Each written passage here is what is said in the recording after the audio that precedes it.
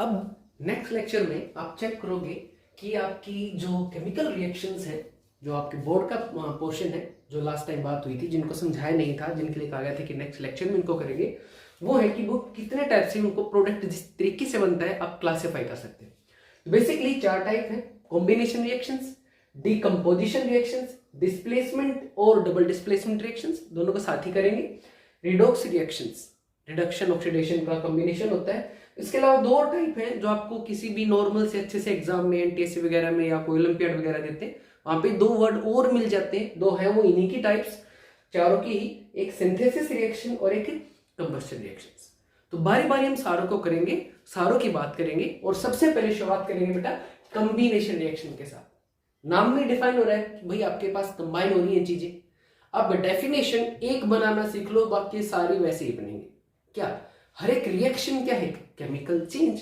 तो what is a combination reaction? It is a type of chemical change. सीधा ही लिख दोगे, in which reactants combine to form product. अच्छा, वो भी लगेगा, कोई दिक्कत नहीं है, लेकिन बेटर डेफिनेशन कैसे लिखो? It is a type of chemical change in which smaller chemical species, क्योंकि भी चीजें कंबाइन होंगी तो बड़ी बनेंगी, तो in which smaller chemical species get attached with each other forming larger chemical species. Combination reaction यही बन जाएगी। एक केमिकल चेंज है, हर एक डेफिनेशन में हर से शुरुआत करें, अच्छा लगता है, डेफिनेशन अच्छी बनती है, क्योंकि बोर्ड में सब्जेक्टिव पेपर भी तो दे के आना है ना जी। तो it is a type of chemical change in which 2 or more chemical species combines with each other forming larger chemical species। Species में क्या है आपको पता ही है, एटम्स, मॉलिक्यूल्स, आयंस, यही तो आएंगे। तो एक सबसे सिंपल सा एग्जांपल, जैसे नाइट्रोजन नाइट्रोजन दोनों एटम है, स्टेबल नहीं है, तो इन्होंने क्या बना लिया? N2 मॉलिक्यूल, 2 स्मॉल स्पीसीज जुड़ी। लेकिन इससे बेटर डेफिनेशंस, बेटर एग्जांपल्स जो आप यूज करते हो, जैसे अमोनिया की फॉर्मेशन। अरे एसी में यूज होती है अपने पास एज ए कूलेंट, तो ये कैसे बनती है? जब डाई नाइट्रोजन और डाई हाइड्रोजन N2+H2 रिएक्ट करके क्या बना लेते हैं? अमोनिया। ऐसे ही SO2 सल्फर डाइऑक्साइड और ऑक्सीजन मिलके क्या बनाते हैं? Sulphur trioxide. ऐसे ही हाइड्रोजन प्लस ऑक्सीजन मिलके क्या बनाते हैं आपके पास? वाटर। तो ये क्या है आपके पास? सारी की सारी केमिकल रिएक्शंस जो कि बेसिकली कॉम्बिनेशन रिएक्शंस है। आप इसको डे टू डे लाइफ से जोड़ सकते हो फिजिकल चेंजेस के साथ। नींबू पानी का बनना क्या है आपके पास? नींबू है, चीनी है, नमक है, पानी है, बर्फ है, क्या है वो आपके पास? एक कॉम्बिनेशन टाइप की प्रोसेस है, तो एक फिजिकल चेंज में आ जाएगा। आटा गूंथते हो, फिजिकल चेंज है। सब्जियां बनती है सारी की सारी, आपके पास फिजिकल चेंज है। लेकिन सारे फिजिकल चेंज कौन से हैं? कॉम्बिनेशन टाइप के। तो वही चीजें जब फिजिकली ना जुड़ के केमिकली जुड़ जाएंगी तो बेटा क्या बन जाएगा आपके पास? हाँ जी, क्या बन जाएगा? Combination reactions. अब चलते हैं सेकंड डेफिनेशन पे, that is decomposition. Second reaction है आपके पास डीकंपोजिशन रिएक्शंस। डीकंपोजिशन की डेफिनेशन आप खुद लिखेंगे, पिछले वाले अगर आपने ठीक से सीख लिए तो। सब कुछ मैं थोड़ा ना बताता रहूंगा, आप थोड़े सा खुद लिखने की कोशिश कीजिए। तो डीकंपोजिशन रिएक्शंस क्या होगी? एग्जैक्टली कॉम्बिनेशन का उल्टा। तो डेफिनेशन क्या बनेगी? It is a type of chemical change in which larger chemical species, बड़े वाले स्पीसीज हैं, get broken into smaller chemical species. Larger जो केमिकल स्पीसीज है, एटम्स, मॉलिक्यूल्स जो है, वो टूट के छोटे एटम्स और मॉलिक्यूल्स में आ जाते हैं। तो उसको आप क्या कहोगे? Decomposition reactions. वहां पे जुड़ रही थी चीजें, यहां पे चीजें टूट रही हैं। जब भी नई चीज बनती है तो मोस्टली एनर्जी निकलती है, in the form of heat हो सकता है, in the form of light हो सकता है, in the form of current हो सकता है। करंट तो जनरली कम ही होता है। लेकिन जब भी आपके पास चीजों को तोड़ोगे तो उस टाइम पर आपको उनको एनर्जी देनी पड़ेगी, और उसी के हिसाब से आप डीकंपोजिशन रिएक्शंस को, जो एग्जैक्ट कॉम्बिनेशन का अपोजिट है, ध्यान देना इस पॉइंट का भाई, डीकंपोजिशन का उल्टा है कॉम्बिनेशन, तो आपको कुछ ना कुछ एनर्जी देनी पड़ेगी। और केमिस्ट्री में एनर्जी आप रिएक्शनों में, अब ध्यान दे लो और हमेशा याद रखना, 3 ही फॉर्म में आप दोगे। Either in the form of heat, heat को क्या बोलते हैं? थर्मल, ठीक है। Either in the form of current, current के लिए वर्ड होगा इलेक्ट्रो, और either in the form of light, और लाइट के लिए वर्ड यूज होगा फोटोन। तो 3 तरीकों से आप रिएक्शनों को तोड़ सकते हैं, आप कंपाउंड्स को तोड़ के केमिकल कंपाउंड्स बना सकते हैं। तो उन्हीं के हिसाब से जो डीकंपोजिशन रिएक्शंस उसके 3 हिस्से बन जाएंगे: थर्मोलिसिस, जो लिसिस या लाइसिस, आप प्रोनाउंस खुद कर लेना भाई, आपको ज्यादा नॉलेज होगी प्रोनाउंसिएशन की। इसका मतलब भी होता है टू ब्रेक। तो भाई जब हीट की मदद से तोड़ोगे तो हो जाएगा थर्मोलिसिस। जैसे आपके पास फेरिक सल्फेट जो है, सॉरी फेरस सल्फेट जो है, उसको आप तोड़ोगे फेरिक ऑक्साइड के अंदर, प्लस में SO2, प्लस में सल्फर डाइऑक्साइड और सल्फर ट्राइऑक्साइड के अंदर। ऐसे ही बेकिंग सोडा हीट करोगे, हीट के लिए आप हमेशा क्या सिंबल यूज करोगे, ऐसे, या फिर इनके साथ में नीचे टेम्परेचर लिख दोगे। मान लो यहां पर आपने लिख दिया भाई 423 केल्विन अप्रोक्सीमेटली, तो वो जो भी नीचे टेम्परेचर दे रखा है, यही ट्रायंगल का निशान जिसको क्या बोलते हैं हीट, ये दे रखा हो केमिस्ट्री में, तो मतलब भाई आपने उसको हीट की मदद से तोड़ दिया है, रिएक्शन कराई है। दोनों इंपॉर्टेंट एग्जांपल है, आपके बहुत काम आनी है, वही यूज की है, एनसीईआरटी के है। ऐसे इलेक्ट्रोलिसिस, इलेक्ट्रो यानी कि करंट और लाइसिस यानी कि तोड़ना, करंट की मदद से आप तोड़ो पानी, इसको तो आप आराम से घर पे तोड़ के देख सकते हैं। हमारे घर पे जो बैटरी है, सेल्स है, रिमोट वाले या आपके पास घड़ी वाले, उनके दो टर्मिनलों के साथ आप जोड़ के इस काम को करा सकते हैं, वो भी वही करंट देंगे, वही काम करेंगे। तो पानी को आप जब तोड़ते हो by the help of current, तो क्या बनेगा H2 प्लस में O2, di hydrogen and di oxygen. Photolysis यानी कि भाई जब आप by the help of light चीजों को तोड़ते हो, तो इसमें हाइड्रोजन पेरोक्साइड, ठीक है जी, इसको तोड़ सकते हो। लाइट के लिए आपको रिएक्शनों के ऊपर या तो H म्यू, ये है H एक कांस्टेंट है बेटा, और ये है म्यू, स्टाइलिश सा V जो है इसको बोलते हैं म्यू, H म्यू लिखा मिलेगा, या फिर क्या म्यू दिखेगा आपको, लाइट। तो H2O2 टूट के क्या बनेगा, H2O प्लस में O2। ऐसे ही एक एग्जांपल हो वो जिसके जैसे आपने देखा होगा धूप में जब आप जाते हो तो आपके जो कुछ स्पेसिफिक टाइप के चश्मे होते हैं वो डार्क कलर के, ब्राउन कलर के, डार्क या ब्लैक कलर के हो जाते हैं, लेकिन जैसे आप छाव में आते हो वो आपसे आपका कलर चेंज करके कलरलेस हो जाते हैं। देखा होगा ना बहुत सारे लोगों के पास। तो भाई वो है रिएक्शन की एक वजह। आजकल तो खैर फोटोक्रोमेटिक ग्लासेस आ गए हैं, पर फिर भी पहले के टाइम पे उसकी वजह ये था सिल्वर ब्रोमाइड। सिल्वर ब्रोमाइड टूट के क्या बनाता था, सिल्वर प्लस Br2, और ये दोनों चीजें ही आपके जो ग्लासेस हैं उनको कलर प्रोवाइड करते थे सन के अंदर। और सन क्या देता था आपको, ऑब्वियसली बात है भाई, लाइट ही तो देता था। तो वो भी किसका एग्जांपल आपके पास, फोटोलिसिस का। तो ये बहुत सिंपल सिंपल से एग्जांपल है किसके, डिकम्पोजिशन रिएक्शंस के, जिनको आप यूज कर सकते हैं। इनमें से कोई भी रिएक्शन बेटा जी बैलेंस नहीं है, तो जो रिएक्शन पहले यूज हो चुकी हैं उनकी तो दिक्कत नहीं है पिछले 20-22 क्वेश्चनों में, लेकिन जो यूज नहीं हुई है आप इनको उसके थ्रू कृपया करके जरूर बैलेंस करके देखें। और अब थर्ड रिएक्शन पे चलते हैं, डिस्प्लेसमेंट रिएक्शंस। आपके पास थर्ड टाइप की जो रिएक्शन है बेटा जी वो है आपके पास डिस्प्लेसमेंट रिएक्शन। ये सबसे इंपॉर्टेंट है, ना सिर्फ 10th में, ये आपके पास 12th में भी बहुत काम आने वाली है, बहुत ही इंपॉर्टेंट है आपके पास। तो इस टाइप की रिएक्शन के अंदर, डिस्प्लेसमेंट रिएक्शन के अंदर आप क्या चेक करेंगे, आप चेक करेंगे कि भाई पहले डेफिनेशन देखते हैं, एक केमिकल चेंज जिसमें एक एलिमेंट दूसरे एलिमेंट को उसके साल्ट के अंदर से बदल देता है उसकी जगह, मतलब एक एलिमेंट दूसरे एलिमेंट की जगह ले लेता है। जैसे एक एलिमेंट था A, उसकी रिएक्शन करा एक सोल्ट के साथ, तो उसने क्या किया, सोल्ट के अंदर से B को डिस्प्लेस करके उसके जगह पे खुद आ गया है, उसको उसने बदल दिया, और वो जो B था भाई साहब उसको उसने डिस्प्लेस करके बाहर निकाल दिया। तो एक किस्म से ये क्या आपके पास डिस्प्लेसमेंट एक अदला बदली है, जिसमें एक पर्टिकुलर एलिमेंट की जगह दूसरा एलिमेंट ले लेता है, और वो बेचारा जिसकी जगह गई है वो बाहर निकल जाता है रिएक्शन से। ठीक है जी, बहुत इंपॉर्टेंट है ये आपके लिए, और ये तो आपको 12th में भी काफी ज्यादा काम आएगा। सॉरी बेटा, होती क्यों है ये रिएक्शन? ये रिएक्शन इसलिए होती है क्योंकि जो एलिमेंट आपका डिस्प्लेस कर रहा था वो आपके दूसरे एलिमेंट के मुकाबले में काफी ज्यादा स्टेबल था, काफी ज्यादा रिएक्टिव था। स्टेबल की बजाय रिएक्टिव वर्ड यूज करेंगे। यहां पर ये रिएक्शन तभी पॉसिबल हुई है, तभी होगी अगर ये ए जो एलिमेंट था वो इस बी से ज्यादा रिएक्टिव होगा, अगर नहीं तो ये रिएक्शन नहीं होगी।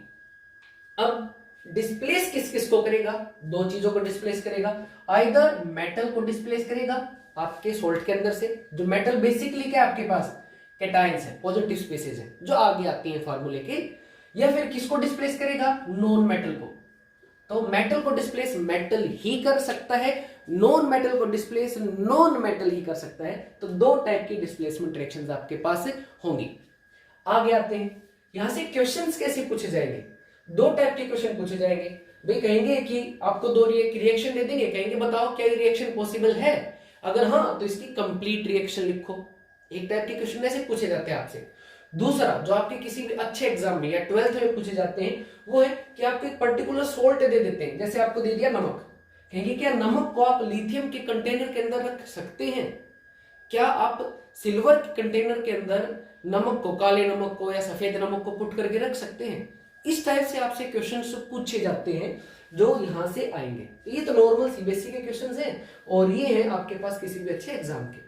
उसके अलावा जब आप मेटल नॉन मेटल करोगे तो यहीं से एक क्वेश्चन और आएगा आपके पास एसिड बेसिस से रिलेटेड, मेटल और एसिड दोनों की प्रॉपर्टीज का होगा कि क्या इस पर्टिकुलर एसिड के अंदर से ये मेटल हाइड्रोजन डिस्प्लेस कर सकता है, अगर हाँ तो क्यों, ना तो क्यों, वो भी यहीं से आएगा। पर उसको अभी नहीं करेंगे, वो एसिड बेस और मेटल होने के बाद वो कंसेप्ट जरूर करेंगे।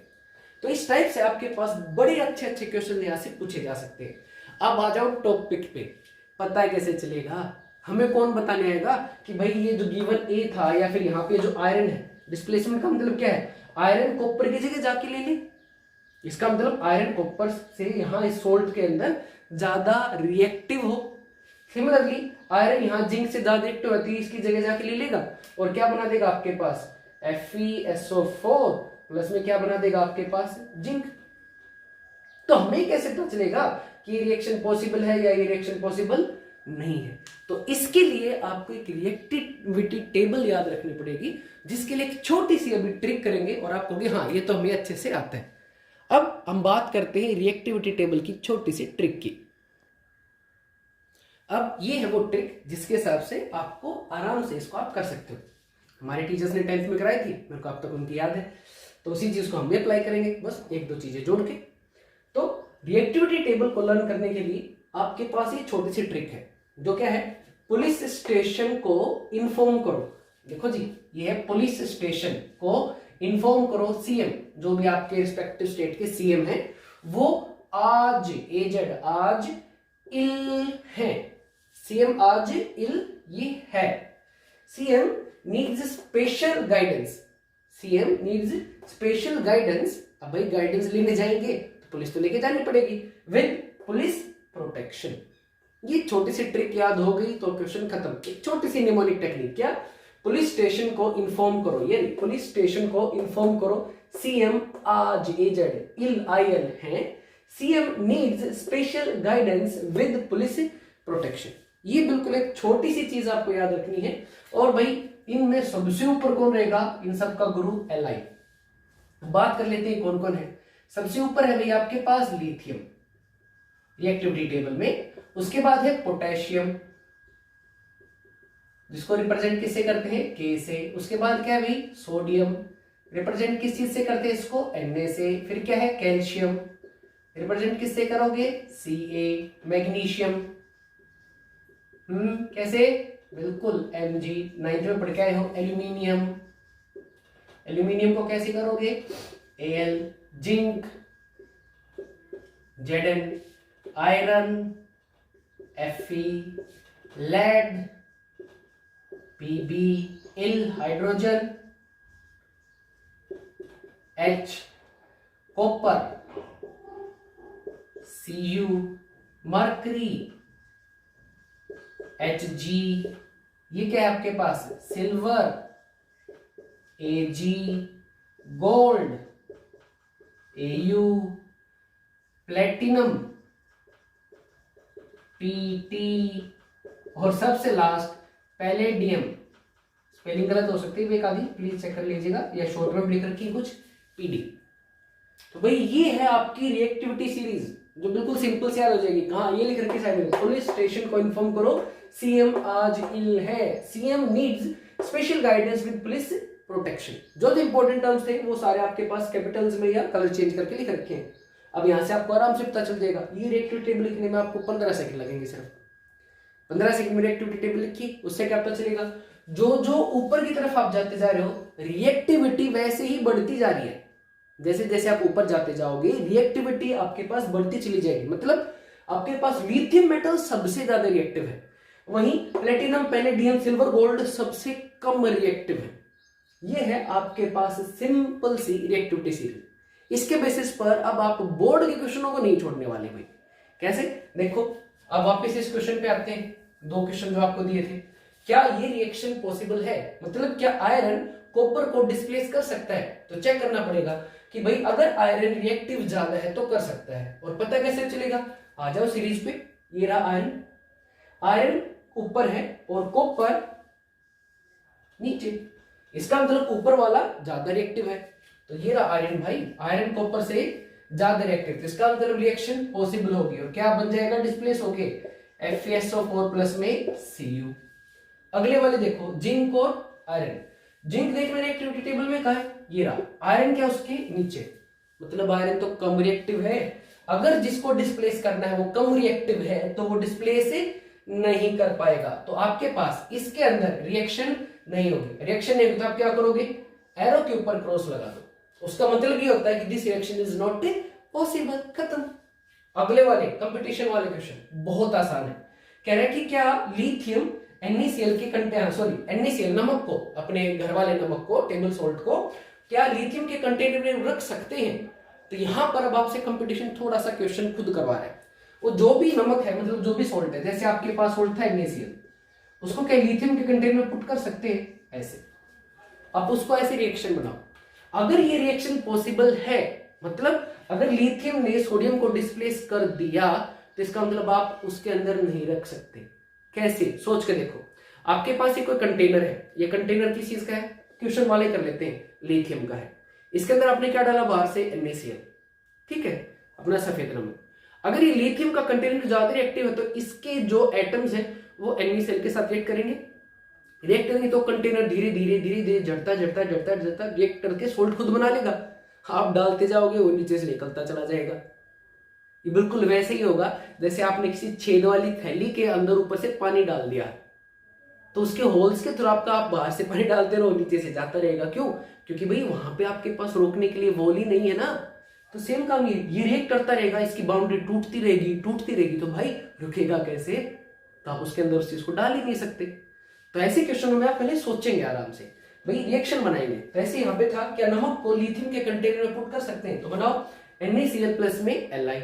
अब रिएक्टिविटी टेबल में जाओ, Li तो सबसे रिएक्टिव है भाई, इसका मतलब ये रिएक्शन पॉसिबल है। पॉसिबल है तो आपके पास क्या बन जाएगा? LiCl प्लस में Na। अगर रिएक्शन हुई तो वैसे बात है कंटेनर टूट जाएगा जिस भी मेटल का है, और वो टूट गया तो उसके अंदर आप उस चीज को पुट कर ही नहीं सकते।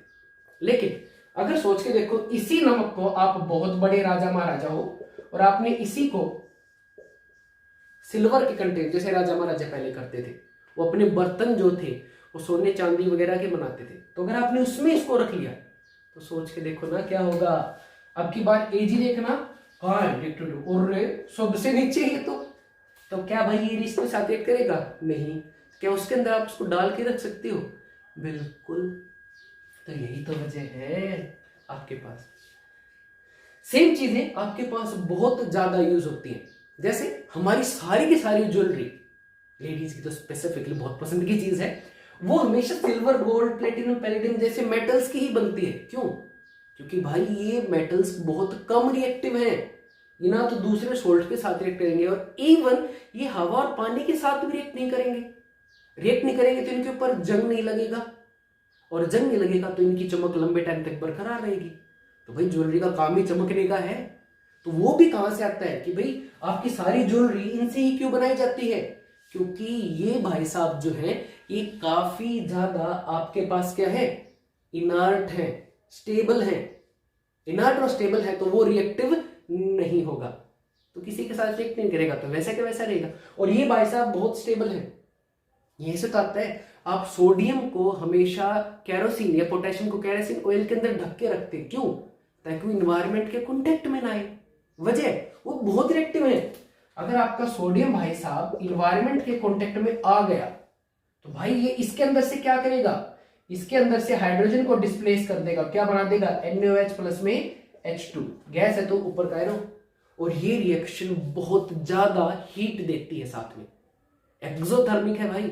और वो हीट ऐसी होती है कि छोटा सा ब्लास्ट महसूस होता है आपको, हल्का सा एक्सप्लोजन। लैब्स में होता है भाई, बहुत जगह पे करा देते हैं बच्चे शैतानी में। तो मुद्दे की बात यह है, इनको क्यों ढका आपने, ताकि गलती से भी एयर और वाटर वेपर्स के साथ ये कॉन्टेक्ट में ना आए और सोडियम हाइड्रोक्साइड और हाइड्रोजन गैस की रिएक्शन और बहुत ज्यादा हीट ना निकाले। तो सारी की सारी एप्लीकेशन किस चीज की है आपके पास, डिस्प्लेसमेंट रिएक्शन की। उसके अलावा आपके पास नॉन मेटल की डिस्प्लेसमेंट का भी ऑर्डर है। सबसे ज्यादा रिएक्टिव फ्लोरीन, उसके बाद क्लोरीन, उसके बाद ब्रोमीन और उसके बाद आयोडीन। नॉन मेटल्स में सबसे ज्यादा रिएक्टिव है जी ये फ्लोरीन, सबसे ज्यादा रिएक्टिव रहेगी। जनरली यहां से भी एक आधी बार क्वेश्चंस आ सकते हैं, प्रैक्टिस करेंगे तो इस तरीके से आपके पास क्वेश्चंस बन सकते हैं। अगर अब आपको कंसेप्ट समझ में आ गया है तो इनके कुछ क्वेश्चंस लिख लेते हैं। अब आपके सामने बोर्ड पर 8 क्वेश्चंस हैं जिनमें आपको यही बताना है कि क्या ये रिएक्शन पॉसिबल है। अगर हाँ तो रिएक्शन लिखो, अगर नहीं है तो एरो के ऊपर आप क्रॉस लिख दोगे। तो छोटा सा हिंट आप देख लो कि भाई जो भी आपके पास यहाँ पे डिस्प्लेस करने वाला एलिमेंट है, मेटल है या नॉन मेटल है, जैसे यहाँ पे नॉन मेटल है, तो अगर वो रिएक्टिविटी में दूसरे वाले से, जैसे यहाँ पर आपके पास कॉपर को किसको डिस्प्लेस करना है, एजी से, तो अगर कॉपर रिएक्टिविटी टेबल में एजी से ऊपर है तो रिएक्शन होगी, अगर नहीं है तो रिएक्शन नहीं होगी। ऐसे ही मैग्नीशियम अगर सोडियम से ऊपर है रिएक्टिविटी में तो रिएक्शन होगी, अदरवाइज रिएक्शन नहीं होगी। तो इस तरीके से आपको रिएक्शंस करानी है। कुछ रिएक्शंस गलती से मैंने लिख दी थी, उनको मैं फिलहाल इरेज कर देता हूं आपकी प्रैक्टिस के लिए, सॉरी। तो ये रिएक्शंस आपको करानी है, मेटल्स की भी है और आपके पास नॉन मेटल्स की भी है। इनके आंसर्स आपके पास जैसे आप सोल्व करोगे उससे अगले दिन मिल जाएंगे। लास्ट टाइम के आंसर्स नहीं मिल पाए थे क्योंकि वो मेथड जिसमें कोशिश कर रहा था वो नहीं हो पाया था, लेकिन हाँ अब की बार आपको इनके आंसर्स पोस्ट की फॉर्म में या डिस्क्रिप्शन 100% मिल जाएंगे। ठीक है जी, तो ये क्वेश्चंस है, प्लीज इनको ट्राई करके देखो। ये चैप्टर ना सिर्फ 10th के लिए बल्कि 12th के लिए भी बहुत इंपॉर्टेंट है। Okay, thank you.